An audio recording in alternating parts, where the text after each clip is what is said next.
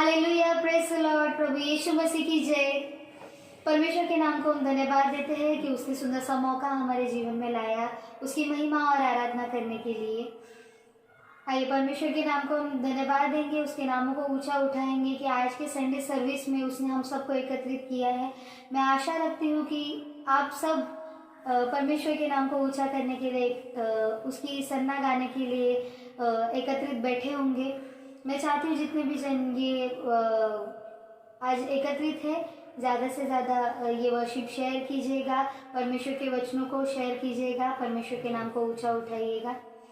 आइए हम ज़्यादा समय ना गवाते हुए परमेश्वर के नाम को ऊंचा करेंगे। गीतों के जरिए आप जहाँ कहीं भी बैठे हो, परमेश्वर के नाम को हम ऊंचा करेंगे, उसके नाम को हम धन्यवाद देंगे, क्योंकि परमेश्वर का वचन कहता है कि वो ऐसे आराधकों को ढूंढ रहा है जो उसकी आराधना आत्मा और सच्चाई से करते हैं। क्यों ना हम हमारे जीवित खुदावंत के नामों को ऊंचा उठाए, उसके नाम को हम धन्यवाद दें, क्योंकि उस स्तुति के योग्य ऐसा परमेश्वर है।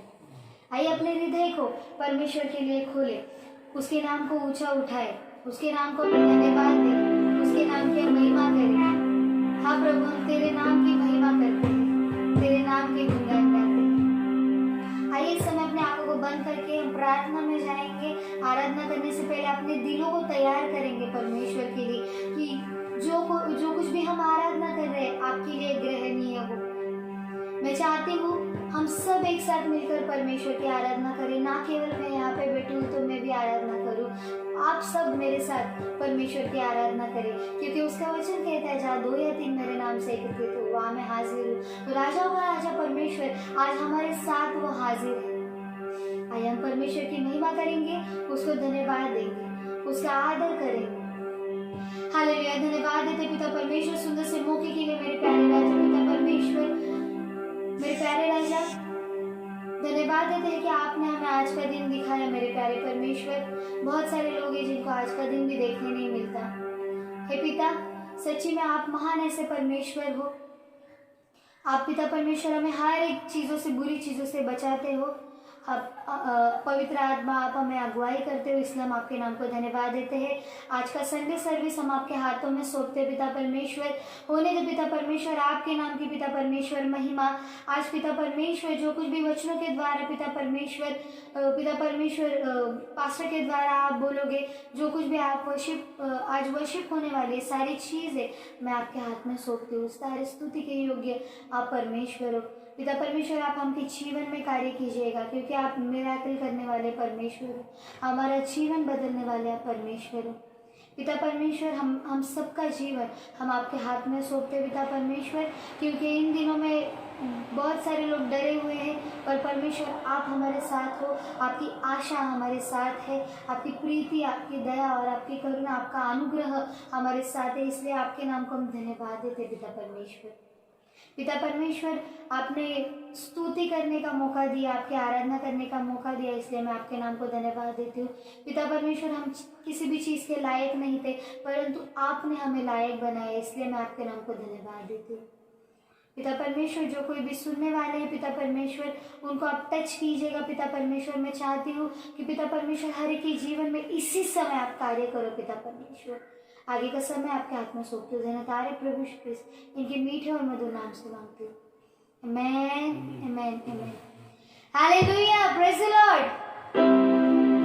सब एक साथ कहेंगे प्रभु यीशु मसीह की जय जय। हालेलुया। आइए परमेश्वर को हम धन्यवाद देंगे। मैं चाहती हूँ हम सब साथ मिलकर परमेश्वर की आराधना करेंगे। ना केवल मैं यहाँ बैठी हूँ, मैं चाहती हूँ जहाँ कहीं भी आप बैठे हो, अगर आप काम कर रहे हो, अगर कहीं पे भी हो, आपके मुख से परमेश्वर की आराधना आप कीजिएगा। Praise the Lord. आइए हम धन्यवाद देते हैं, परमेश्वर के नाम का ऊंचा उठाते हैं। Thank you Jesus, thank you Jesus.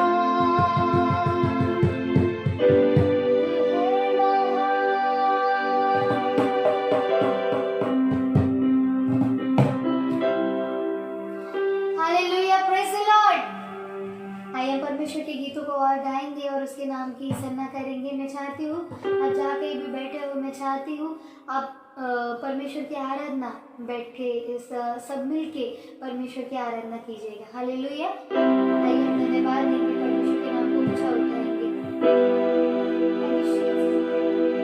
तालियों के साथ हम उसकी सराहना करेंगे, उसके नाम को ऊंचा उठाएंगे।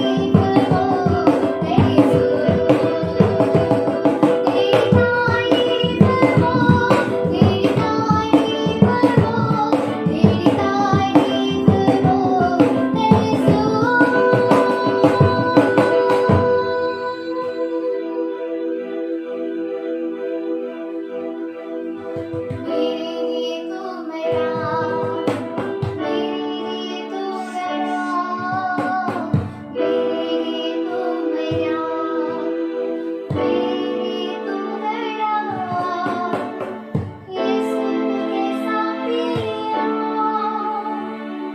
लहू से मुझे लिया, तेरी तारीफ हो, तेरी तारीफ हो, तेरी तारीफ हो, यीशु।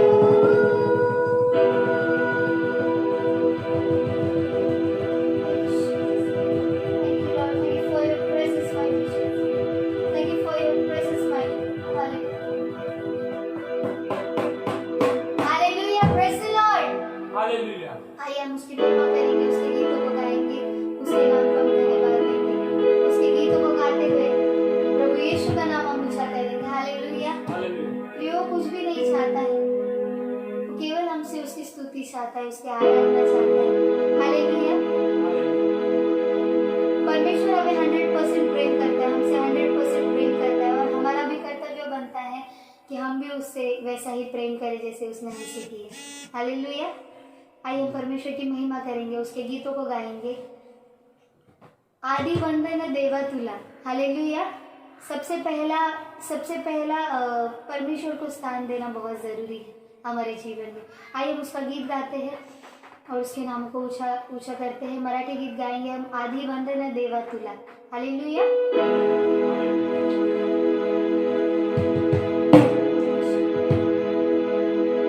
नाम यीशु से मोड़ मनाया, मोगी और सदा सबनाया।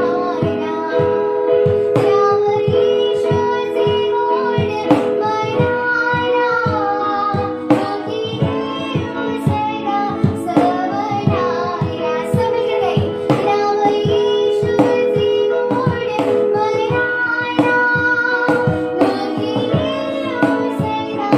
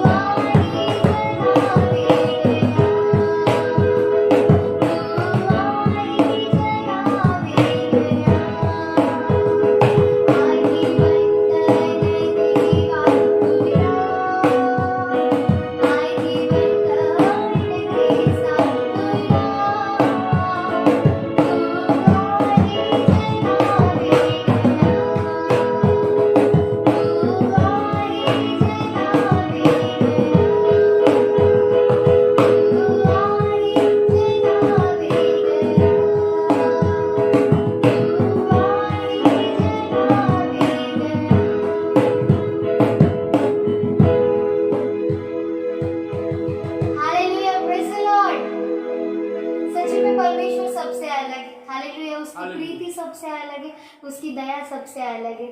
Praise the Lord. उसके जैसा प्रेम किसी ने भी नहीं किया है। हालेलुया। बट हाँ, पर वो न्यायी भी है। हालेलुया। जब वो प्रेम करता है तो दूसरे साइड भी हम उसकी देखते हैं कि वो न्यायी भी है। हालेलुया। तो हमें परमेश्वर के लिए तैयार होना बहुत ज़रूरी है। हालेलुया।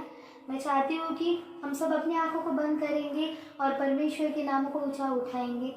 आइए आप घुटनों पर आते हैं। अगर आप जहाँ कहीं भी हो, आप किचन में काम कर रहे हो या आप हॉल में बैठे हो, जहाँ कहीं भी हो, परमेश्वर के नाम को ऊंचा उठाइए। हालेलुया। आइए हम अपनी आंखों को बंद करते हैं। इन दिनों में, इन कोविड के दिनों में, इस परिस्थिति के समय परमेश्वर का वचन हमसे कहता है कि तेरा भरोसा किस पर है, तेरी आशा किस पर है। अगर मैं तेरे साथ हूं तो तेरा शत्रु कौन है? प्रियो, आपका शत्रु कोई भी नहीं है। हालेलुया। आइए परमेश्वर के नाम को ऊंचा उठाएंगे, अपने हृदय को उसके लिए तैयार करते हैं। हालेलुया। आइए उसके नाम को ऊंचा उठाएंगे, धन्यवाद देंगे, उसके नाम को महिमा देंगे।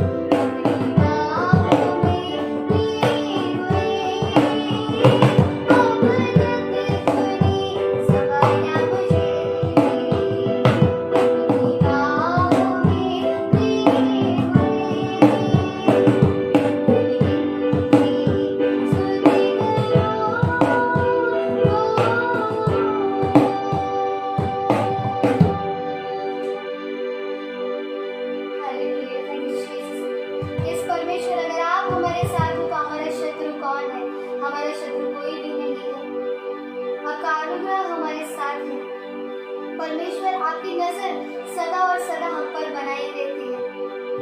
धन्यवाद सारी चीजों के लिए। हालेलुया परमेश्वर, हम आपके नाम को ऊंचा उठाते हैं, आपके नाम की महिमा करते हैं, आपके नाम आपके गीतों को गाते हैं मेरे प्यारे परमेश्वर। आप अब्राहम के परमेश्वर, इसहाक के परमेश्वर हो, याकूब के परमेश्वर हो। धन्यवाद देते हैं परमेश्वर, आपके नाम को ऊंचा उठाते हैं। Thank you, Jesus. Thank you, Jesus.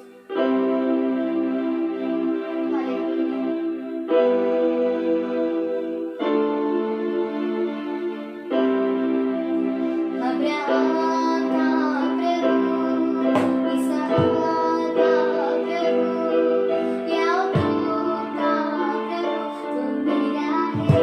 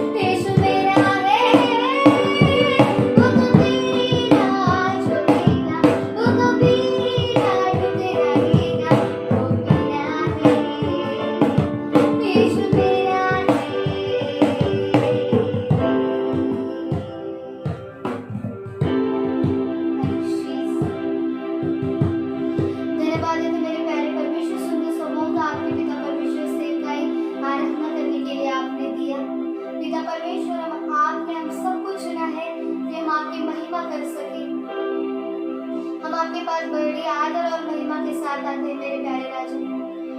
पिता परमेश्वर, जैसे आपने हमें चुना है, आपने हमें पिता परमेश्वर प्रेम किया है, हमसे प्रेम किया है, वैसे हम भी आपसे प्रेम करें। इसलिए आप हमें शक्ति और सामर्थ्य देना पिता परमेश्वर। पिता परमेश्वर, आप हमारा पहला प्यार हो मेरे प्यारे राजा। धन्यवाद है पिता परमेश्वर, आपके सिवा हमारा दूसरा कोई भी नहीं परमेश्वर। इस जगत में आपके सिवा दूसरा कोई भी नहीं है मेरे प्यारे परमेश्वर। आपने सारी सृष्टि बनाई, सारे आकाश, सारी चीजों को बनाया, परंतु परमेश्वर आपने हमें मनुष्य को सबसे प्रथम स्थान दिया है, तो क्यों ना हम आपको प्रथम स्थान दें। धन्यवाद है मेरे प्यारे परमेश्वर। मैं आशा रखती हूँ कि आपने परमेश्वर हमारी आराधना कबूल कर ली होगी। सारी आदर, सारी महिमा आपके नाम को प्रभु यीशु मसीह के नाम से मांगते हैं।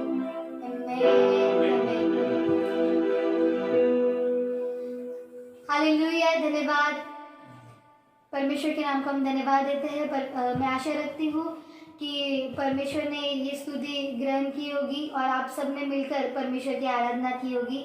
आगे का समय हम पास्टर को देंगे। मैं चाहती हूँ सब अपनी बाइबल को खोलें और सब एक साथ परमेश्वर की महिमा के लिए एक साथ बैठिए और वचनों पर ध्यान लगाइए। Praise the Lord. Hallelujah. God bless you.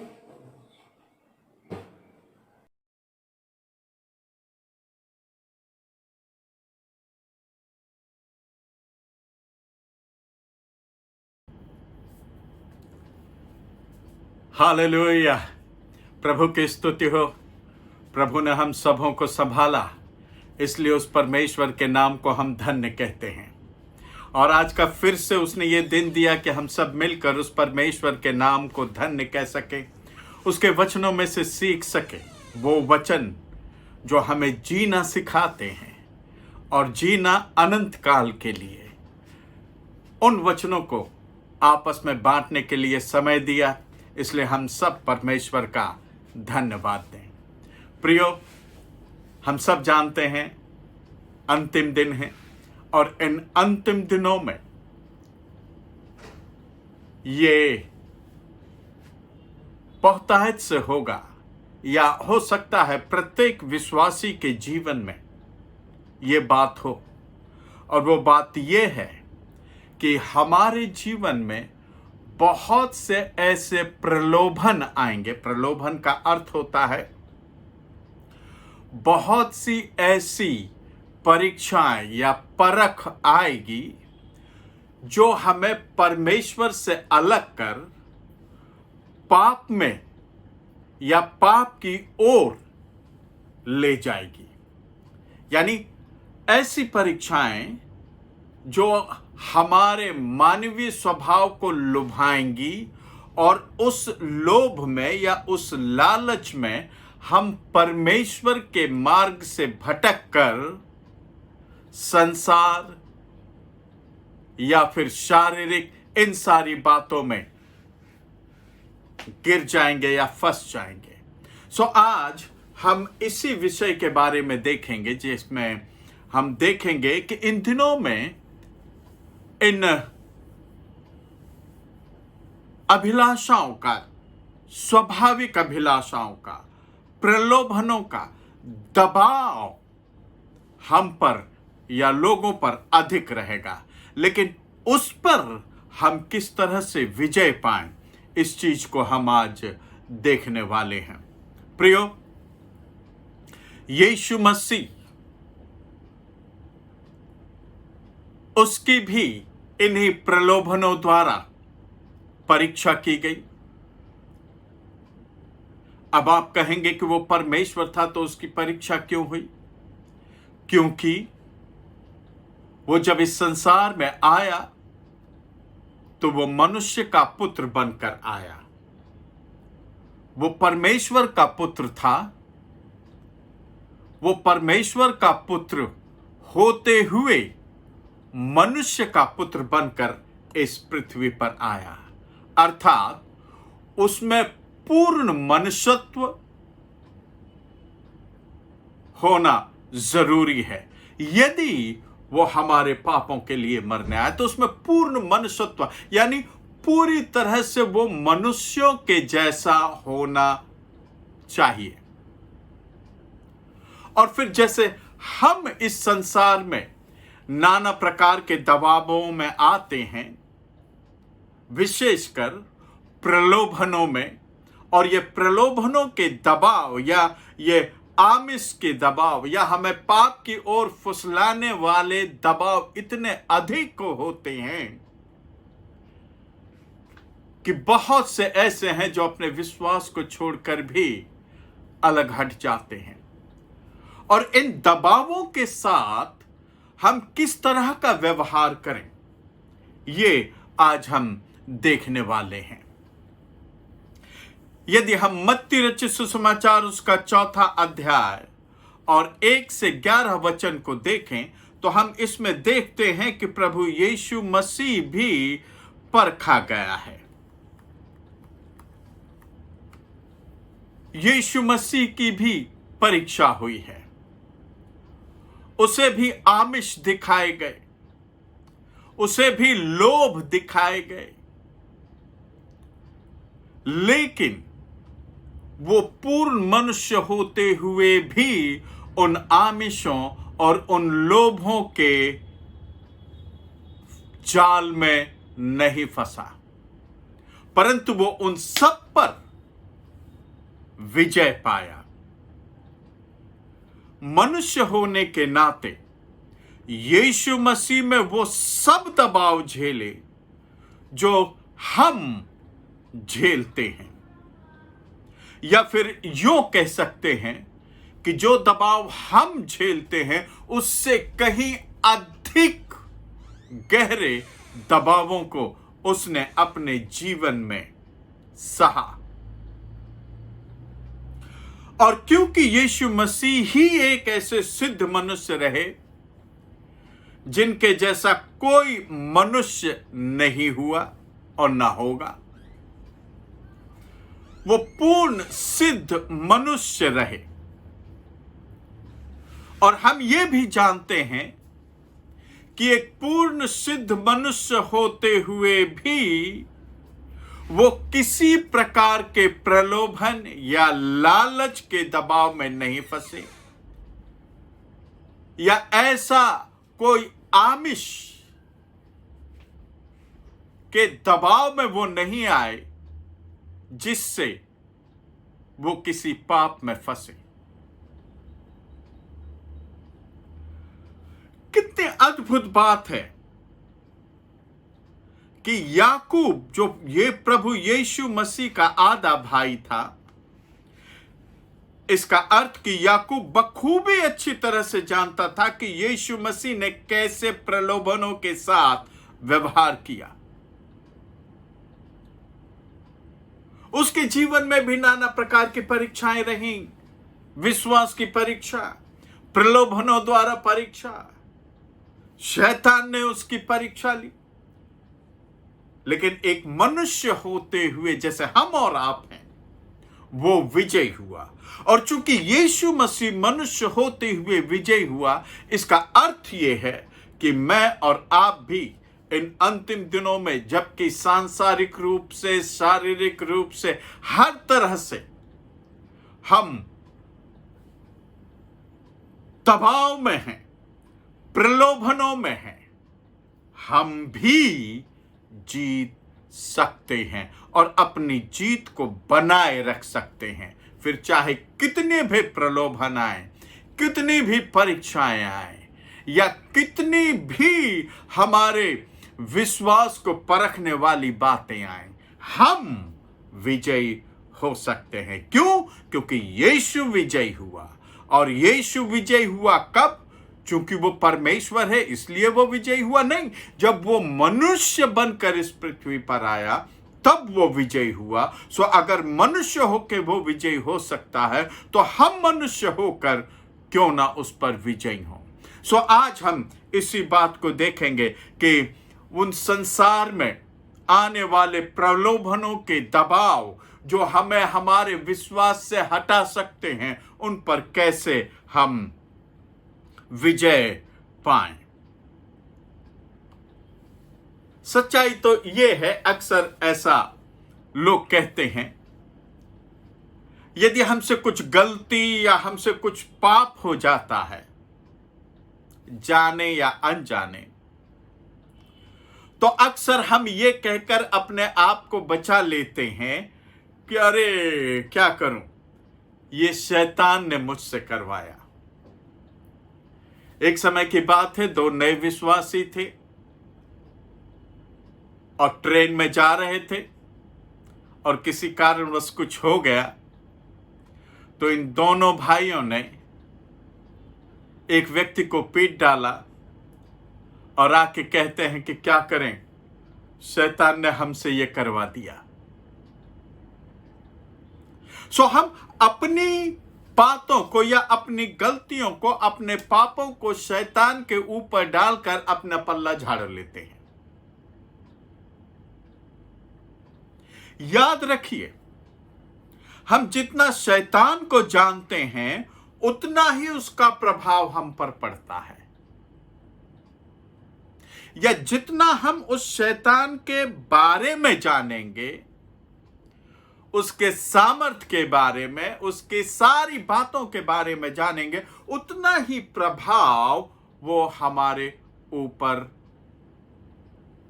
पड़ेगा।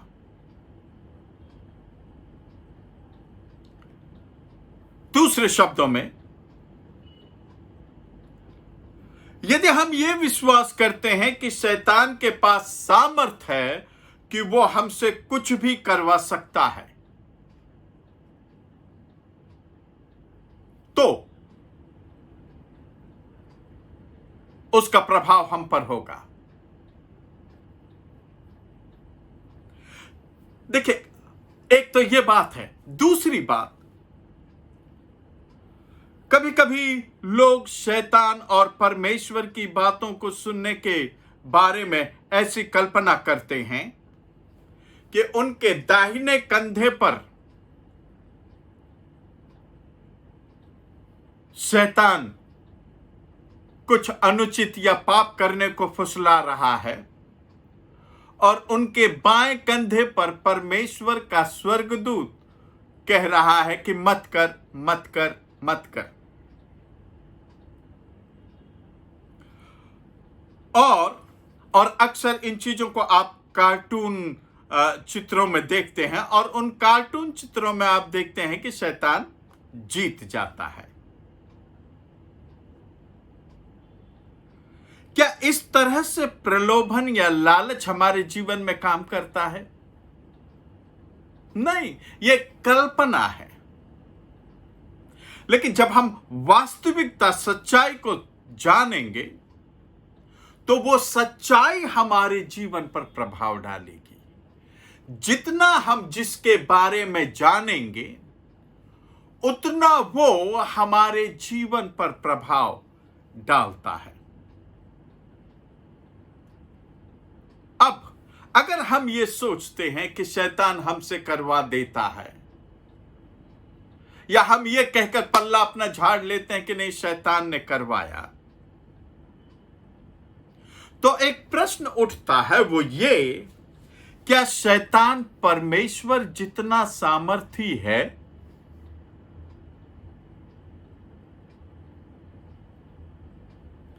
क्या शैतान हमारे जीवन में प्रलोभनों को, लालचों को लाकर और हमें जबरदस्ती उनमें ढकेल सकता है?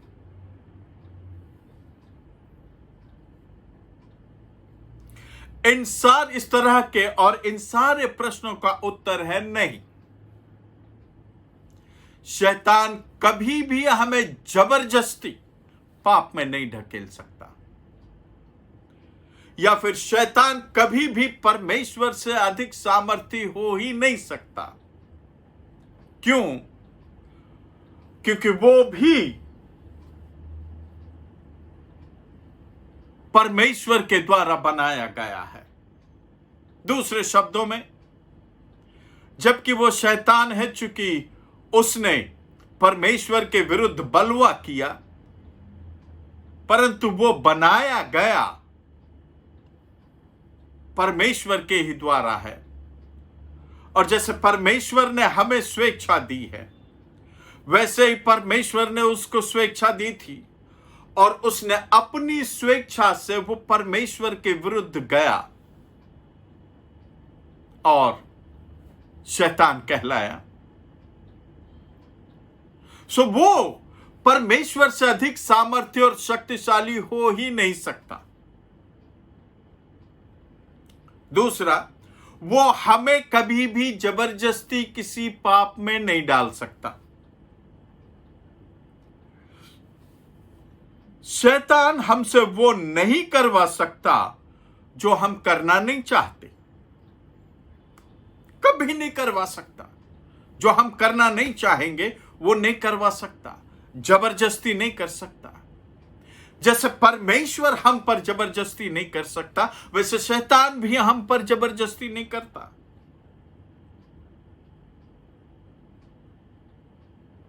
क्योंकि वचन एक बात कहता है, पहला यूहन्ना उसका 4 अध्याय और 4 वचन, हे बालको तुम परमेश्वर के हो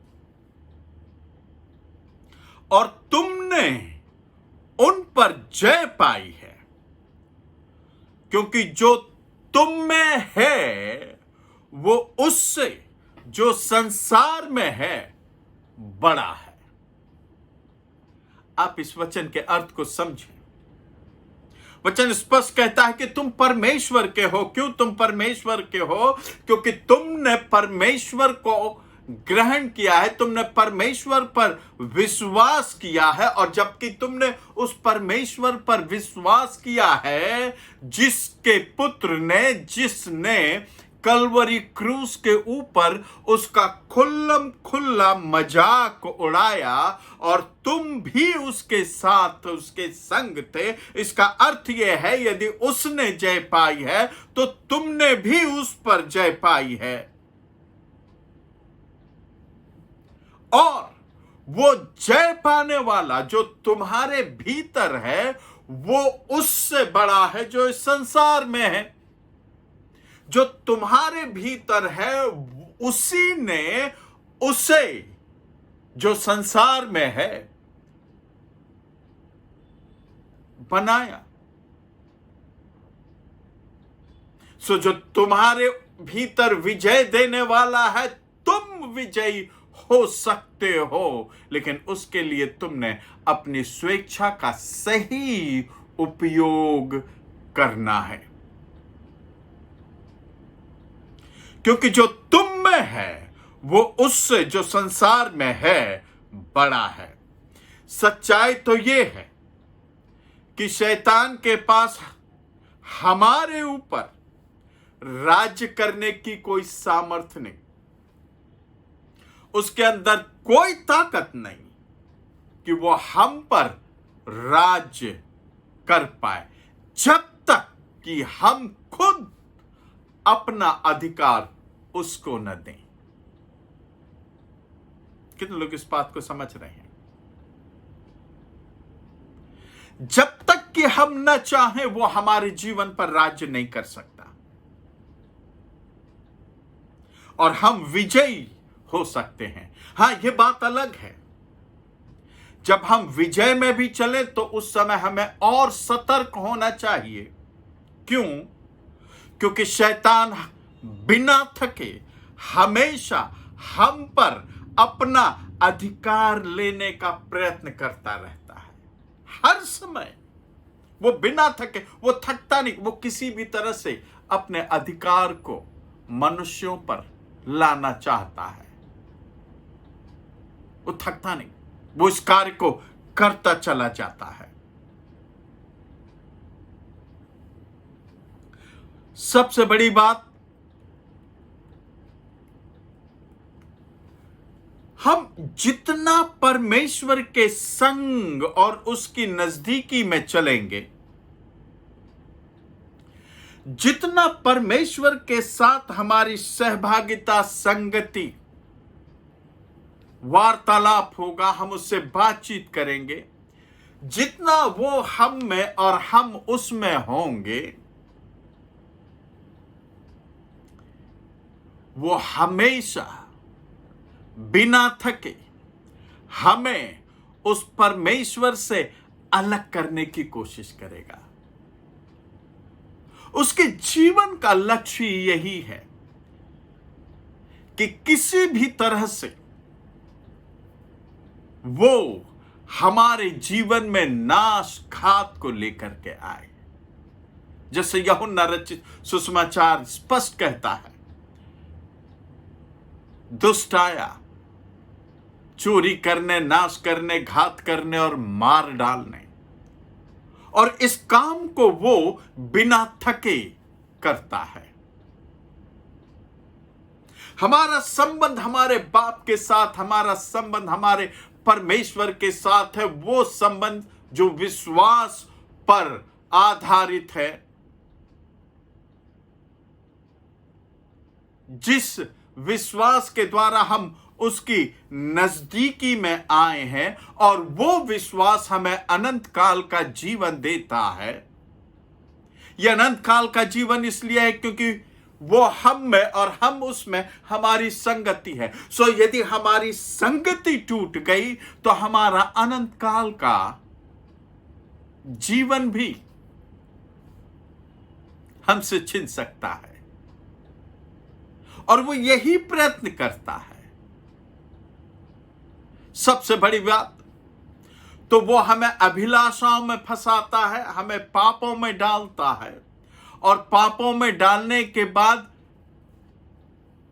हमारे जीवन में ऐसा कार्य करता है कि उस पाप को हम जस्टिफाई करने लगते हैं, न्याय ठहराने लगते हैं कि नहीं वो सही है, हमने जो किया वो सही है।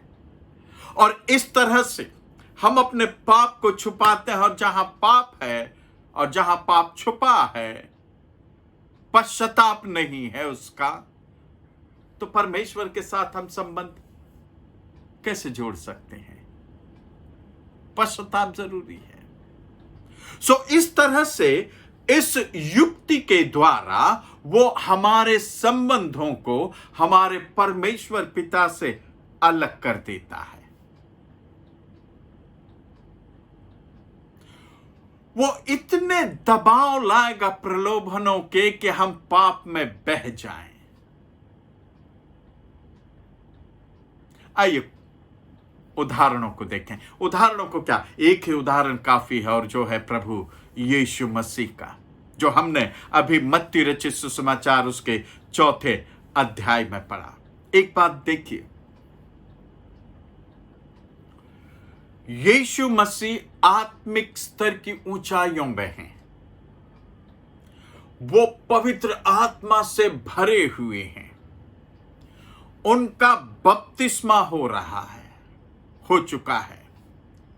कबूतर, पवित्र आत्मा कबूतर की नाई उन पर उतरा है, और उतना ही नहीं परंतु स्वर्गीय पिता ने ये आकाशवाणी की कि ये मेरा पुत्र है जिससे मैं अधिक प्रसन्न हूं। कितनी नजदीकी, कितनी आप समझ सकते हैं, जहां बाप खुद कहता है कि मैं इससे प्रसन्न हूं, ये मेरा पुत्र है, ये मेरा पुत्र है। बाप गवाही देता है ये मेरा पुत्र है, और ये भी गवाही देता है कि मैं इससे प्रसन्न हूं। इसलिए नहीं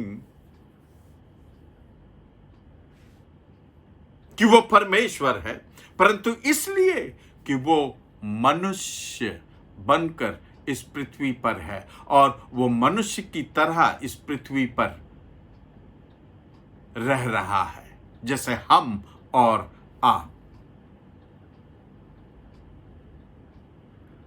और आप देख सकते हैं, यहीं से शैतान ने अपना काम शुरू कर दिया। जितनी वो आत्मिक ऊंचाइयों में था, शैतान ने वहीं से काम करना शुरू किया। और क्या किया? उसके जीवन में प्रलोभनों को वो देता चला गया।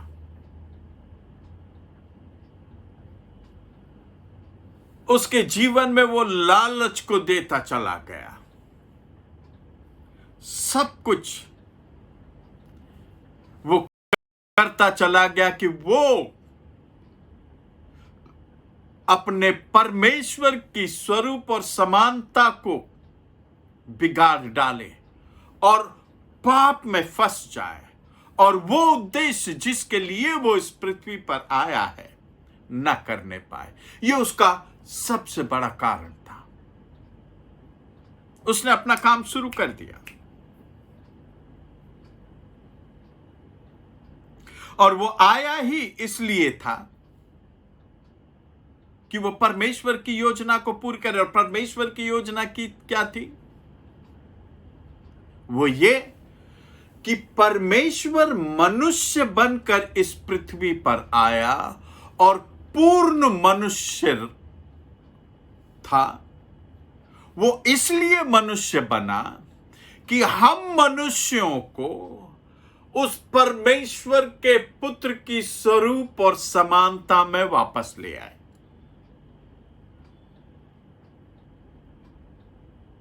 आप समझे?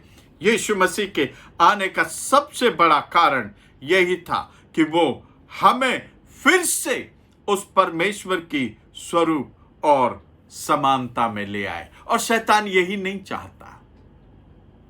उसने प्रभु यीशु मसीह तक को प्रलोभन, लालच, फुसलाना, इन सारी बातों से, उसके उद्देश्य से उसे हटाना चाहा। और वो हमारे जीवन में आज तक कर रहा है,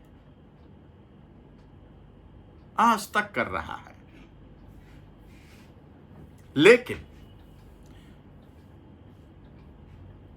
प्रभु यीशु मसीह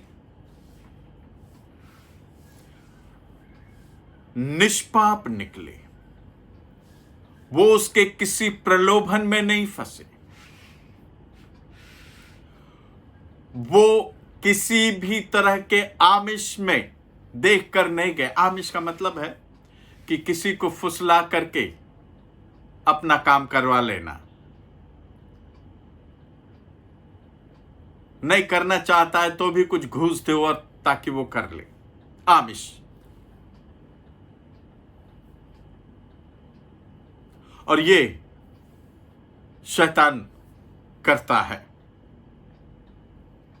वो लुभाने वाली बातों में भी परखा गया और तब भी उसने एक भी पाप नहीं किया। इब्रानियों की पत्री उसका 4 अध्याय और 15 वचन कहता है, क्योंकि हमारा ऐसा महायाजक नहीं जो हमारी निर्बलताओं में हमारे साथ दुखी ना हो सके, वरन वो सब बातों में हमारी नाई परखा तो गया तो भी निष्पाप निकला। उसने ये कैसे किया? कैसे वो परख में निष्पाप निकला? हम उससे सीख सकते हैं। आइए हम देखें, जब शैतान ने उन्हें परखा प्रलोभनों के द्वारा, तो उन्होंने उसके साथ क्या बर्ताव किया। क्योंकि यदि हम इस बात को जान लें, समझ लें, तो हम भी उसकी तरह उन प्रलोभनों पे जो शैतान हमारे जीवन में देगा, उस पर विजयी हो सकते हैं। पहली चीज, इसलिए हमें अक्सर ऐसा कभी कभी हम सोचते हैं कि क्या परमेश्वर हमारी परीक्षा लेता है या शैतान हमारी परीक्षा लेता है।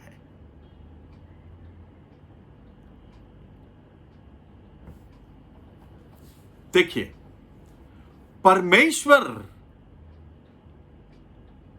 प्रलोभन, लालच या आमिष दिखाकर या हम पाप में गिरें, ऐसा कोई प्रलोभन दिखाकर हमारी परीक्षा नहीं करता, या हमें पाप करने को बहकाता नहीं या प्रेरित नहीं करता। लेकिन एक चीज है, परमेश्वर परखता जरूर है। परमेश्वर ने अपने पुत्र तक को परखा कि वो अपने उद्देश्यों में, अपने परमेश्वर के साथ की संगति में, अपने परमेश्वर के वचनों में दृढ़ है या नहीं। हां, लेकिन उसकी परीक्षा शैतान के द्वारा हुई और शैतान ने उसे आमिषों को दिखाया, लालच को दिखाया। मैं ये तुझे दूंगा, तू ऐसा कर, तो तू तो परमेश्वर का पुत्र है, तू अपने आप को नीचे गिरा दे स्वर्ग। इस तरह आमिष दिखाकर उसने प्रभु यीशु मसीह की परीक्षा की। मत्ती रचित सुसमाचार उसका 4 अध्याय और 1 वचन अगर आप देखते हैं तो कहता है, तब उस समय आत्मा यीशु को जंगल में ले गया ताकि इब्लीस से उसकी परीक्षा हो। ध्यान दें, आत्मा यीशु को जंगल ले गया ताकि इब्लीस से उसकी परीक्षा हो। आत्मा इसलिए उसे जंगल में ले गया कि वो परखा जाए। आप समझ रहे हैं? आत्मा यीशु को जंगल में इसलिए नहीं ले गया कि उसको पाप करने के लिए प्रेरित करे। नहीं, लेकिन आत्मा यीशु को जंगल में इसलिए ले गया कि जो कुछ उसके भीतर परमेश्वर का है वो उस चीज में दृढ़ हो जाए, उस चीज में वो और गहरा हो जाए। इसलिए आत्मा यीशु को जंगल में परखने के लिए ले गया, उसको आमिष दिखाने के लिए कि वो पाप में पड़ जाए। नहीं, यहां दोनों बातों में फर्क है। आत्मा ने यीशु मसीह को पाप करने या परमेश्वर के वचन को तोड़ने को प्रेरित नहीं किया, जबकि आत्मा तो उसके संग था, उसके भीतर था, और वो जो उत्तर दे रहा था वो इस बात को दिखाता है कि वो उस परमेश्वर के सामर्थ्य से भरा था। आत्मा कभी भी आपको पाप की ओर प्रेरित नहीं करेगा कि आप पाप करें। ये तो आपकी स्वेच्छाएं हैं, ये तो आपका स्वाभाविक या शारीरिक अभिलाषाएं हैं जो पाप की ओर ढकेलती हैं। परमेश्वर नहीं ढकेलता। हां, वो परखता जरूर है। और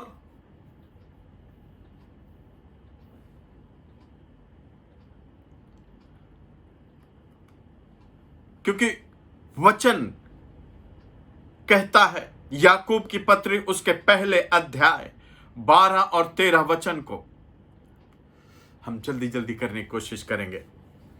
वचन कहता है, धन्य है वो मनुष्य जो परीक्षा में स्थिर रहता है। धन्य है वो मनुष्य जो परीक्षा में स्थिर रहता है, क्योंकि वो खरा निकलकर जीवन का मुकुट पाएगा, जिसकी प्रतिज्ञा प्रभु ने अपने प्रेम करने वालों को दी है। जिसकी प्रतिज्ञा परमेश्वर ने अपने प्रेम करने वालों को दी है। जब किसी की परीक्षा हो तो वो ये न कहे कि मेरी परीक्षा परमेश्वर की ओर से होती है। वो ये न कहे कि मेरी परीक्षा परमेश्वर की ओर से होती है, क्योंकि न तो बुरी बातों से परमेश्वर की परीक्षा हो सकती है और न वो किसी की परीक्षा आप करता है। दूसरे शब्दों में, परमेश्वर आपको परीक्षा में इसलिए नहीं डालता कि आप पाप करें या आप पाप में फंस जाएं, लेकिन परमेश्वर आपको परखता है, आपके विश्वास को परखता है कि आप अपने विश्वास में और दृढ़ हो जाएं। क्योंकि अगर आप उस विश्वास में दृढ़ होते हैं और अपने विश्वास में और बढ़ते हैं तो आप उस जीवन के मुकुट को पाएंगे जिसकी प्रतिज्ञा प्रभु ने अपने प्रेम करने वालों को दी है। और परमेश्वर यही चाहता है, इसलिए वो उन ऐसी परिस्थितियों को आपके जीवन में लाता है कि आप जो विश्वास आपका है उसमें और अधिक स्थिर हो और विश्वास में आगे बढ़ते जाएं।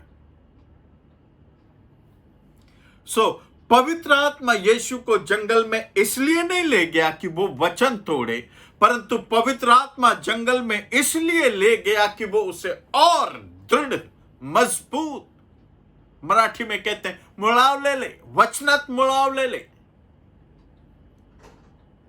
ऐसा हो। हमारे जीवन में भी यही है।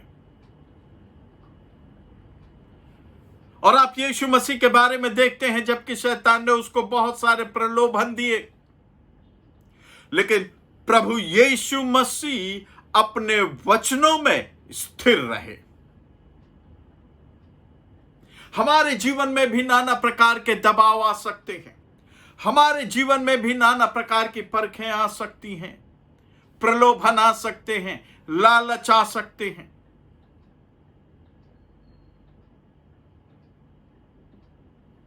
लेकिन जैसे यीशु मसीह उन पर विजयी हुए, हम भी विजयी हो सकते हैं।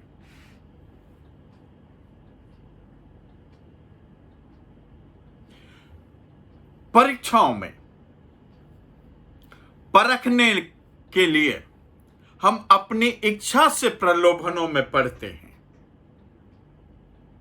या अपनी स्वेच्छा से परमेश्वर के वचनों में स्थिर रहते हैं। यह हम पर निर्भर करता है कि हम, शैतान हमें पाप की ओर प्रेरित कर रहा है तो हम पाप करें, यह हमारी स्वेच्छा है, और न करें यह भी हमारी स्वेच्छा है। सो चुनना यह हम पर निर्भर करता है। परीक्षा में सफल होना यह हम पर निर्भर करता है। याकूब की पत्री उसका पहला अध्याय 3, 4 और 12 वचन को हम देखें तो इसको पूरे आनंद की बात समझो, ये जानकर कि तुम्हारे विश्वास के परखे जाने से धीरज उत्पन्न होता है। और हमारे विश्वास की परख क्यों होती है? दूसरी बात, हमारे विश्वास के परखे जाने से क्या उत्पन्न होता है? धीरज उत्पन्न होता है। पर धीरज को अपना पूरा काम करने दो कि तुम पूरे और सिद्ध हो जाओ। विश्वास के परखने से धीरज उत्पन्न होता है। धीरज को पूरा काम करने दो कि तुम पूर्ण और सिद्ध हो जाओ और तुम में किसी बात की घटी न रहे। धन्य है वो मनुष्य जो परीक्षा में स्थिर रहता है, क्योंकि वो खरा निकलकर जीवन का मुकुट पाएगा जिसकी प्रतिज्ञा परमेश्वर ने की है। इन वचनों को हमने अभी देखा। सो याद रखें कि हमारे विश्वास के परखे जाने से क्या उत्पन्न होता है? धीरज। धीरज ये गुण हमारी स्वेच्छा पर निर्भर नहीं है। यानी हम धीरज करें तो भी ठीक, नहीं करें तो नो। धीरज एक ऐसा महत्वपूर्ण गुण है जो हमारे भीतर होना ही चाहिए।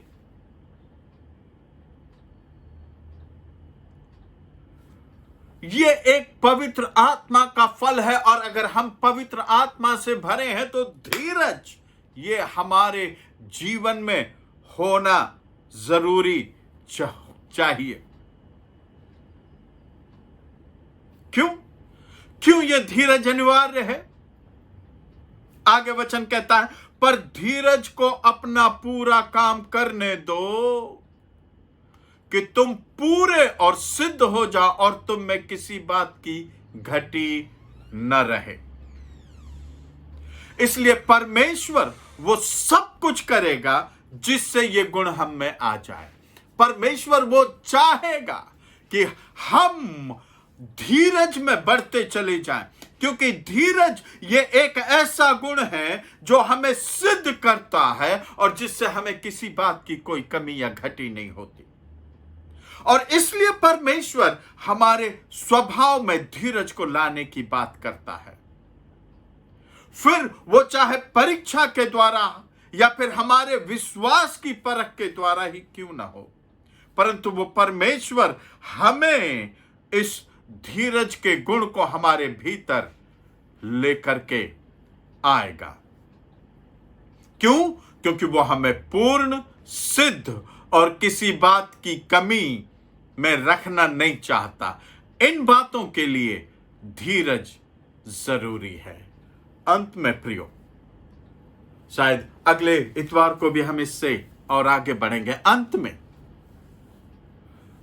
दो तरह के शिक्षक होते हैं।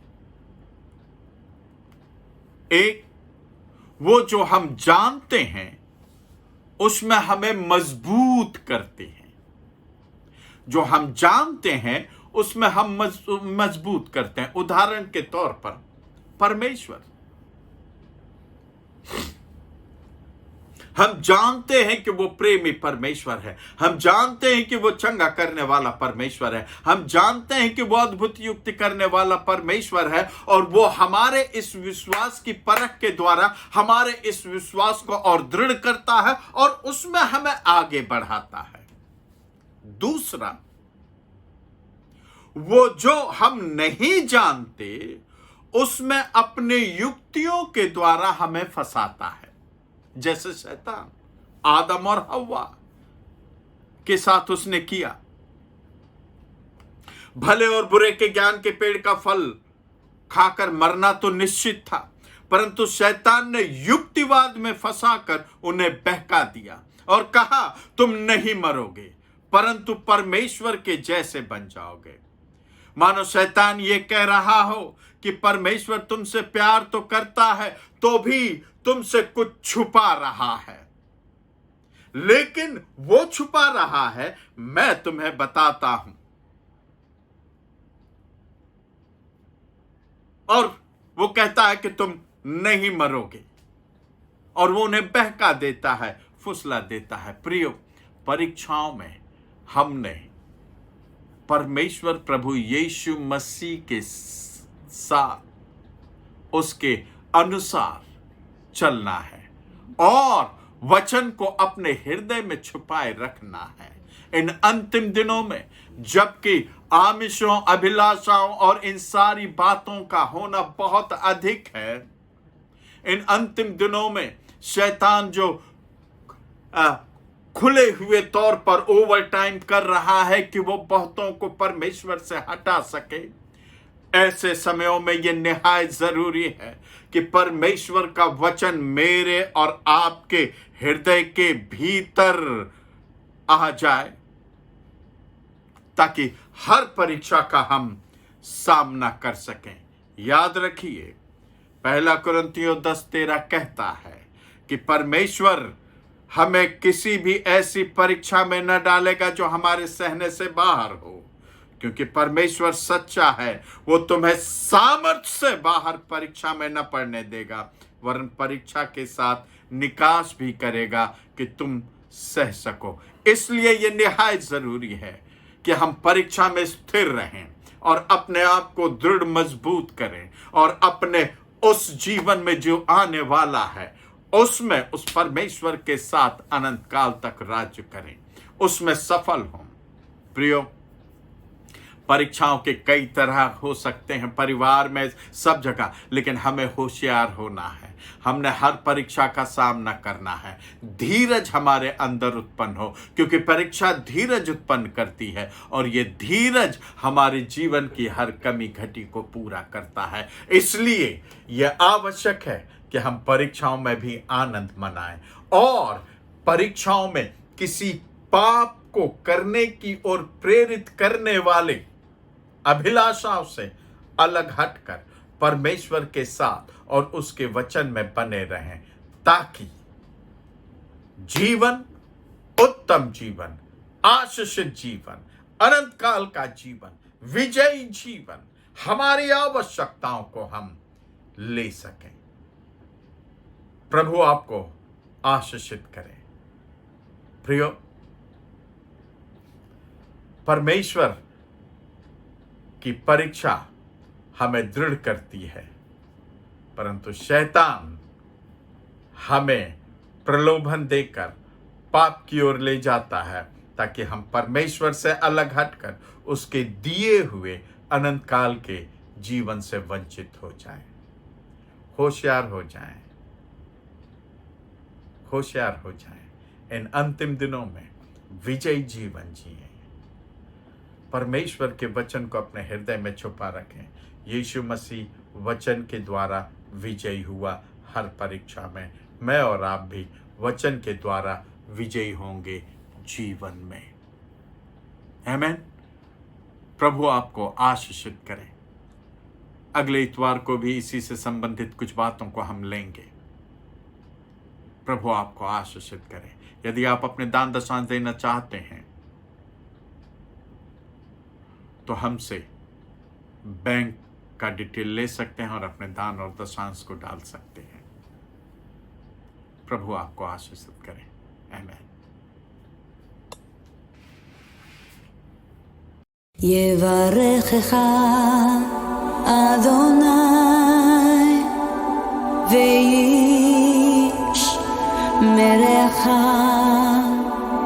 יאר אדוני פניו אליך והוניקה, יישא אדוני פניו אליך